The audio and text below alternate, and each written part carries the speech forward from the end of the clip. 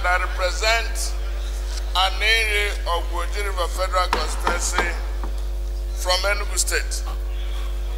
Mr. Speaker, I want to substantially adopt some of the submissions that have been made by Honorable Abonta. Mr. Speaker, honorable colleagues, I do not think that the intendment of this bill is to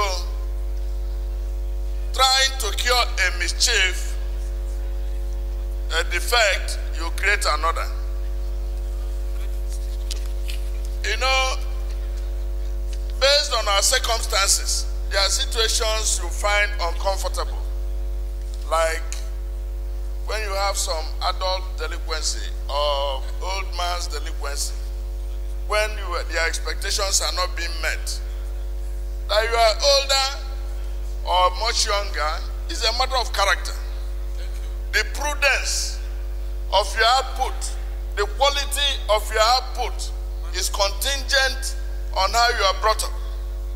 We have seen old people who have been presidents and they simply amplify the urge and the need for somebody to be president.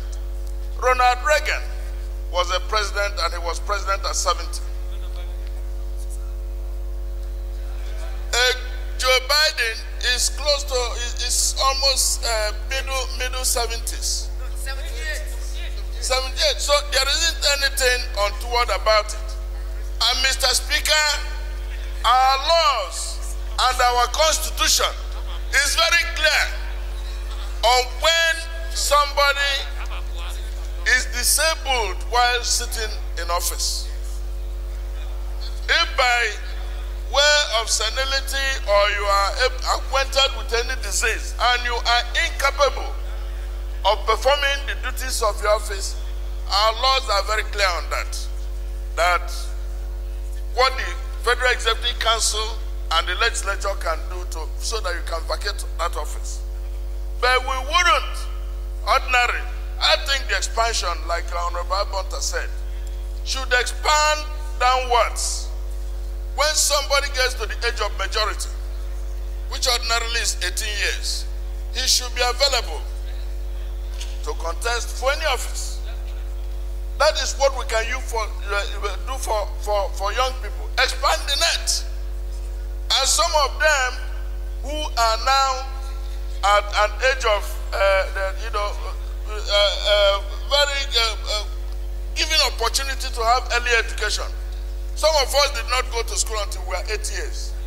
Those were days when you have to turn you have to put your head over your distance and touch your ear. We couldn't start school early because of the war and because of other issues. But we are here and putting ourselves properly. So those of them who are opportune to have early education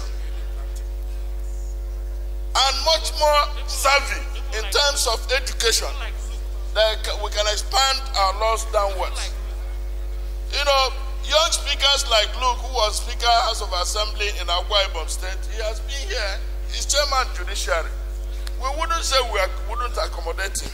We have other younger bright people who are coming up, and we should have them interact with old people so that they will be blessed with the opportunity of age and reason. And I think what we need to do for purposes of caution and accommodation, let the bill go through second reason. Not because we want to do the age limit upwards, because we want to expand downwards. Thank you very much. Look at the content of the bill. The mover has a very good intention, but it's not well crafted. So I suggest that he's going to step down the bill so that we make further consultations in order to represent it in the near future. Yes, my son. Right Honorable Speaker, distinguished colleagues, my name is Honorable Bid Uchenna Eke. I represent Abombise, Ngobala Federal Constituency. Mr. Speaker, distinguished colleagues, I found myself in a very precarious situation, and I can see the mood of the House. Mr. Speaker, but one thing I want to let my colleagues know is that in this House, we have called for the retirement and sack of the service chiefs.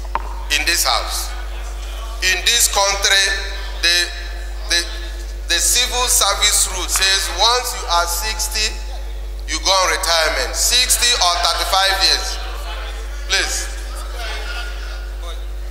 Please. Mr. Speaker, I just want my colleagues to note these two things. That this would have been an opportunity for us to let our youth know that we think about it, that we want to carry them along, that we want them to be part of governance.